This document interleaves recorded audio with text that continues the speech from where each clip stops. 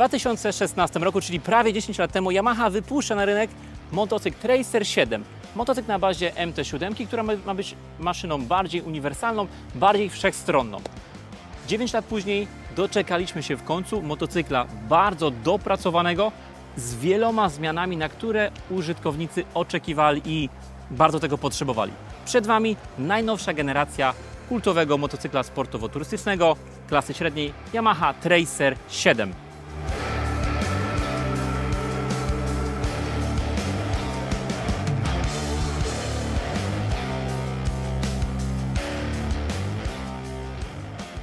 Premiera MT7 w tym roku zapowiedziała to, że wszystkie motocykle z silnikiem CP2 ulegną pewnej zmianie, a te z silnikiem niezmienionym na chwilę odejdą. Mówimy tutaj o motocyklu XSR, mówimy tutaj o R7.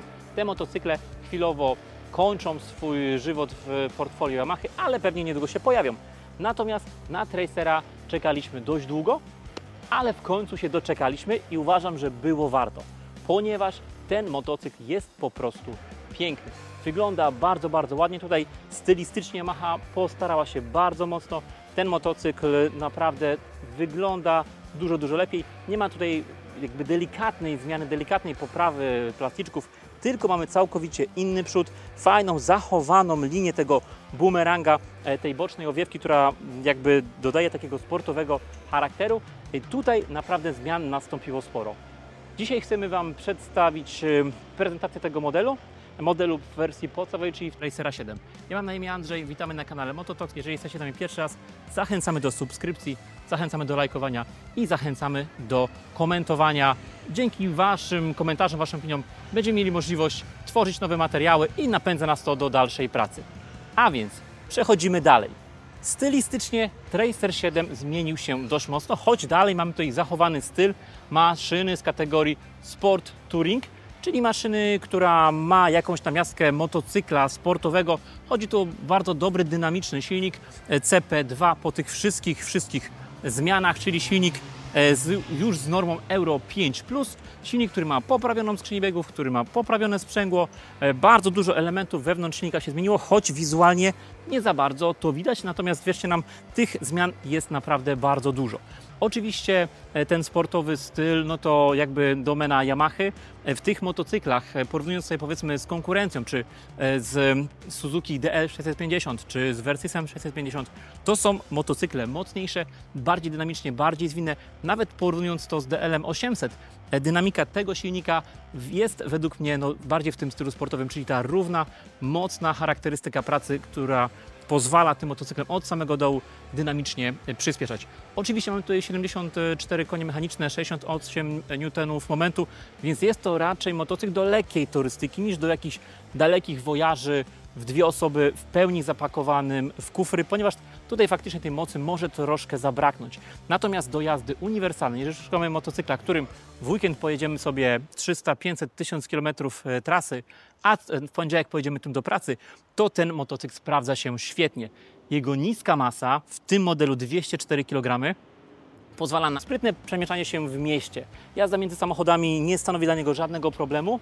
Fajna, wyprostowana, dość wysoka pozycja powoduje, że mamy świetną widoczność, bardzo dobrze w tym motocyklu siedzimy i dzięki temu poręczność i przerzucanie tego motocykla pomiędzy samochodami z zakrętu w zakręt jest bardzo, bardzo łatwe i proste. Co do zmian, które nastąpiły w tym motocyklu, oczywiście o silniku już wspomniałem, norma Euro 5+, więc dwie sondy lambda w układzie wydechowym zastosowane. Jeżeli chodzi o ramę, rama uległa pewnym zmianom, uległa poprawiono, zwiększono tutaj sztywność, więc w pewnych takich newralgicznych punktach została ona poprawiona. Co do zbiornika paliwa, mamy tutaj teraz całkowicie nowy zbiornik paliwa. Tu są oczywiście maskownice, plastikowe elementy, które mają dodawać ładnego stylu, natomiast kształt tego zbiornika się zmienił.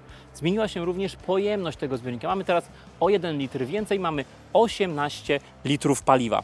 Fajną rzeczą jest nowa kanapa. Kanapa, która jest już kanapą dwuczęściową, czyli tutaj nastąpił upgrade względem poprzedniego modelu, gdzie kanapa była jednoczęściowa i teraz mamy regulację kanapy kierowcy.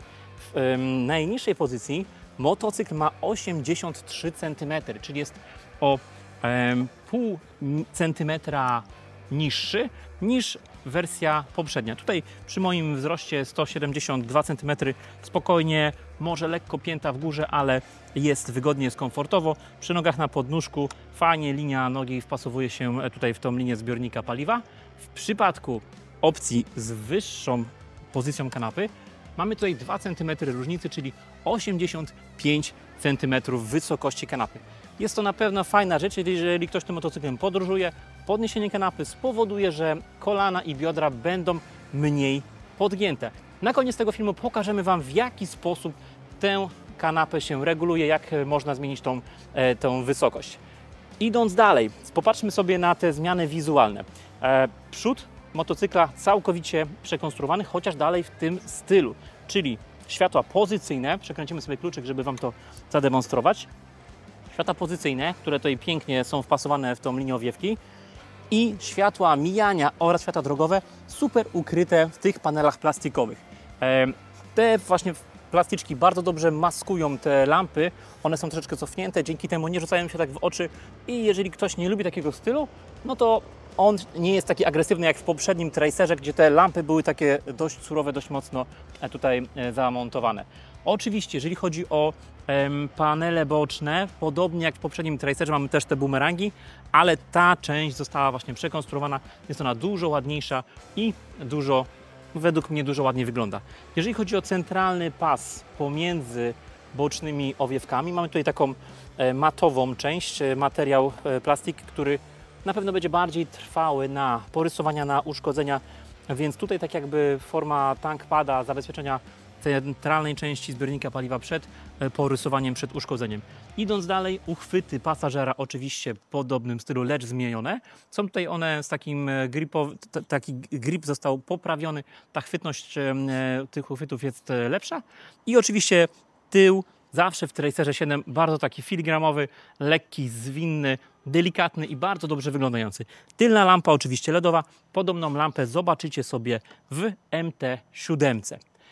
Idąc dalej, jeżeli jesteśmy przy tylnej części motocykla, zmiana, która tutaj została zastosowana przez producenta, to wahacz. Wahacz jest teraz o 4 cm dłuższy. Na pewno poprawi to stabilność motocykla przy jeździe turystycznej. Jeżeli chodzi o zawieszenie, dość mocny upgrade. Tylny amortyzator, tutaj dużo się nie zmieniło, jest to ten centralny amortyzator, który ma regulację napięcia wstępnego sprężyny oraz regulację tłumienia. Jeżeli chodzi o przedni zawias, tutaj mamy dużą poprawę. Mamy, tak jak w MT7, zastosowany zawias typu upside down. Zawias o skoku 13 cm i średnicy 41 mm. Natomiast w odróżnieniu od MT7 mamy tutaj regulację tłumienia. Nie mamy regulacji napięcia wstępnego sprężyny, natomiast jest regulacja tłumienia. Oczywiście zmiana również w hamulcach. Przednie heble, tak samo jak w MT7, mamy czterotłoczkowe zaciski razy 2, zamontowane radialnie, więc ta siła hamowania też została poprawiona. Oczywiście patrząc na felgi, mamy ten sam styl felg jak w modelach z silnikami CP3, czyli te pięcioramienne jakby szprychowanie o podwójnych takich ramionach, więc jest to ten sam styl. Natomiast nie są to technologicznie te same felgi, które w MT9 czy w Tracerze 9, ale styl jest ten sam. Idąc dalej, kolejną rzeczą, na którą możemy sobie zwrócić uwagę, jest zmiana przedniej owiewki, zmiana szyby. Tutaj oczywiście, tak jak i w poprzednim Tracerze, szyba to raczej forma owiewki niż jakiejś specjalnej ochrony przed wiatrem, choć no, wygląda z tą ciemną szybą bardzo ładnie. Estetyka jest tutaj naprawdę zachowana, bardzo prosta regulacja, ale oczywiście do szybszej jazdy i jeżeli zależy nam na ochronie przed wiatrem, oczywiście zmieniamy tę szybę na szybę wysoką, turystyczną lub idziemy na wersję GT, o której powiem za chwilę. Oczywiście ta część zabudowy bardzo nam się podoba. Zegar wkomponowany w tę owiewkę jest zakryty przed słońcem. Dzięki temu widoczność tego nowego wyświetlacza jest znacznie lepsza. Ogólnie ta cała strefa tutaj się zmieniła. Mamy piękne logo Tracera na kierownicy te mocowania kierownicy też się zmieniły, są takie solidne, duże bloki, które tą kierownicę troszeczkę wynoszą do góry, więc to zrobione jest bardzo, bardzo porządnie. Oczywiście, jeżeli chodzi o wyświetlacz, no Yamaha nie będzie to robiła dla Tracera 7 całkowicie nowego wyświetlacza, tylko mamy ten sam wyświetlacz, który w modelu MT7 czy w modelu powiedzmy MT-09. I oczywiście standardowa, już nowoczesna elektronika, tak jak w modelach CP3, czyli mamy tutaj możliwość komunikacji z telefonem komórkowym, mamy możliwość jakby uruchomienia sobie nawigacji. Nawigacja oczywiście działa przez system Street Cross i jest to Garmin, instalujemy sobie aplikację i dzięki temu możemy sobie tutaj tej darmowej nawigacji używać podczas jazdy. No i tutaj oczywiście 4 tematy wyświetlacza, takie same jak w MT7, więc jest to temat już nam dobrze znany. Oczywiście fajny upgrade, Tracer 7 dostał tempomat, więc jest to jakby fajne urozmaicenie motocykla w wersji podstawowej, więc jest to jakby duży plus i do wykorzystywania turystycznego na pewno ten tempomat bardzo dobrze się sprawdzi. Oczywiście ten sam panel w MT9, w MT7, już teraz w Tracerach, więc bardzo intuicyjna obsługa i nasze nowe wspaniałe kierunkowskazy, przez niektórych kochane, przez niektórych nienawidzone. W standardzie w wersji Tracer 7 mamy również gniazdo USB-C. Gniazdo USB-C jakby to też jest upgrade z poprzednią wersją. Tam mieliśmy zwykłe USB lub gniazdo zapalniczki. No, tutaj mamy już USB-C, więc widzimy jakie zmiany tutaj, w jakim kierunku Yamaha idzie. Są to już standardy, które powoli wszędzie wchodzą. Oczywiście jedno puste gniazdo, które możemy sobie zastąpić gniazdem standardowym USB, więc jest to temat jakby dla każdego indywidualny. Handbary też zmieniły się względem poprzedniego modelu. Handbary są dużo ładniejsze, delikatniejsze. Oczywiście są one połączone. W poprzednim Tracerze nie było dwupunktowego połączenia handbara, tylko on był wysunięty, co przy większych prędkościach mogło powodować jakieś tam lekkie wibracje. Natomiast tutaj już są połączenia na końcu i na początku handbara. No i oczywiście pięknie ulokowany kierunkowskaz. Jest to bardzo widoczne, bardzo czytelne. Szeroko rozstawione kierunkowskazy na pewno bardzo poprawiają widoczność motocykla w mieście. I tutaj powoli przechodzimy sobie do przepustnicy, czyli przepustnica elektroniczna. Jest to oczywiście nowość w silniku CP2 z normą Euro 5+, czyli co za tym idzie, przepustnica elektroniczna pozwala nam wprowadzić tryby jazdy, czyli tą regulację powiedzmy mocy, dynamiki jazdy, pozwala nam wprowadzić kontrolę trakcji i pozwala nam wprowadzić quick shifter, który będzie w końcu działał w dwie strony, więc ta rzecz, tak jak w silnikach MT7 w Tracerze również została zastosowana i z powodzeniem będzie świetna na kolejne lata i ta elektronika jest już bardzo zaawansowana. Oczywiście mówimy tutaj o motocyklu w granicach trochę ponad 40 000. Akurat ten model Yamaha wycenia na 43 700 zł, co jest niedużą podwyżką względem poprzedniego modelu. Oczywiście mówimy teraz o cenach modelu wyprzedażowego, ponieważ oczywiście można kupić 24 w cenach poniżej 40 000, ale to są opcje wyprzedażowe. Natomiast Yamaha nie podniosła ceny tego Tracera bardzo, co oczywiście cenimy i co szanujemy i uważamy, że jest to dobry ruch. Dla kogo ten motocykl?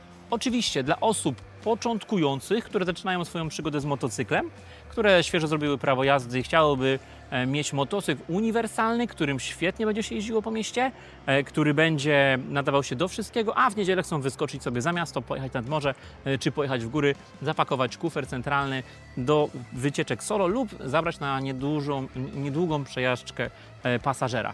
Oczywiście też dla osób, które nie wymagają od motocykla jakichś bardzo sportowych parametrów, 120 koni i prędkości w granicach 200 km na godzinę. Ten motocykl tyle osiągnie, natomiast są to jego graniczne prędkości i nie ma tutaj zbyt dużo przyjemności w tym zakresie prędkości, więc nie ukrywajmy, nie będzie tutaj ten motocykl do tego celu nadawał się najlepiej. Oczywiście jest to maszyna świetna, która świetnie jeździ po zakrętach, więc mamy tutaj trochę cech jakby tych motocykli, powiedzmy, półsportowych, dlatego to jest to kategoria Sport Touring. Tym motocyklem można dynamicznie i można szybko jeździć po zakrętach, jeżeli oczywiście czujemy się w tych zakrętach pewnie. Co do konkurencji tego motocykla, no to są wiadomo motocykle tej klasy z tą półowiewką, czyli z lampą zamocowaną na tym specjalnym stelażu, także kierownica przy skręcaniu nie skręca lampą. To są takie motocykle jak DL800 w wersji podstawowej, jak Versys 650, jak Honda NC, czy powiedzmy, no tutaj już nie mówimy o małym Ducati Multistradzie, bo są to motocykle jednak znacznie droższe i pojemnościowo jednak większe. Myślę, że Triumph Tiger Sport tutaj jest chyba takim największą konkurencją tego motocykla. Bardzo często te motocykle są do siebie zbliżone parametrami, któryś jest lekko cięższy, któryś ma troszkę więcej mocy, więc tutaj klienci mają duży dylemat, żeby ten pojazd wybrać. Bardzo często decydują względy wizualne. Uważamy, że w tym sezonie i w tym roku Yamaha zrobiła mega robotę i ten motocykl jest po prostu bardzo, bardzo ładny. A teraz, tak jak wspominałem, chcemy Wam pokazać pewne rozwiązania, jak reguluje się kanapę w tym motocyklu. Oczywiście od strony nóżki, od lewej strony, tak jak wsiadamy na motocykl, mamy otwór, który pozwala nam dostać się do siedzenia pasażera. Tutaj mała zmiana. Yamaha poszła na lekkie, można powiedzieć, oszczędności. Mamy woreczek, wcześniej były takie worki strunowe, takie torebki materiałowe, teraz jest zwykły plastikowy woreczek. Te narzędzia znajdują się w tych miejscach. Specjalne tylne siedzenie ma wyprofilowane punkty, żeby schować śrubokręt oraz 2 imbusy. Tutaj mamy również w woreczku foliowym, nie tak jak wcześniej, klucz do regulacji napięcia wstępnego sprężyny. Te rzeczy odkładamy, aby pokazać Wam, co znajduje się dalej. Mamy tutaj specjalną dźwigienkę. Tutaj jest oczywiście opisane to jako seat open. Przesuwamy palcem i ściągamy kanapę kierowcy. Tutaj dostajemy się do takiej plastikowej podkładki. Plastikowa podkładka ma 2 oznaczenia low oraz high. Tu mamy kropeczkę. Musimy wyciągnąć tę podkładkę, przesunąć ją do tyłu motocykla, aby skorzystać z tej regulacji wysokości kanapy. I tutaj widzimy, kanapa podpiera się na tych punktach. Po przesunięciu podkładki podpiera się na punktach górnych i wtedy mamy te 2 cm różnicy. Oczywiście musimy pamiętać o tym, że wtedy również będziemy troszeczkę na motocyklu siedzieć wyżej, co oznacza, że będziemy bardziej narażeni na wiatr i przez to jakby może nam troszeczkę bardziej wiać, ale na pewno zyskamy na komforcie jakby podgięcia nóg. Tu oczywiście wtedy podparcie jest w innym punkcie. Ciach. O, przepraszam, nie wpięło się. Hop. Tutaj są te 2 ząbki, które wpinają się w to miejsce, więc musimy to dobrze dopasować. Hop. I tutaj już kanapa jest oparta i siedzi. I teraz widzimy, że ta przestrzeń się tutaj wypełniła. Tutaj za to zrobiło się troszeczkę więcej miejsca, co oznacza, że mamy kanapę w tym wyższym punkcie i wtedy mamy tutaj 85 cm. No i na pewno to czuć. Czuć to od razu, pięta w górze, ten motocykl jest znacznie wyższy i wtedy no, dla osób wyższych będzie to fajna opcja. Słuchajcie, to tyle, jeżeli chodzi o ten motocykl. Występuje w wersjach w kolorze czerwonym, czyli najszybszym, najbardziej sportowym, oraz w kolorze czarnym, który ze złotymi wstawkami wygląda pięknie. Oczywiście model ten występuje w tym roku również w wersji GT, która na pewno jest bardziej popularna i bardziej poszukiwana, jeżeli chodzi o klientów. A co do wersji GT, przedstawię Wam to w kolejnym materiale, jak ta wersja GT będzie już u nas na kanale. Także dziękujemy Wam bardzo za oglądanie i do zobaczenia.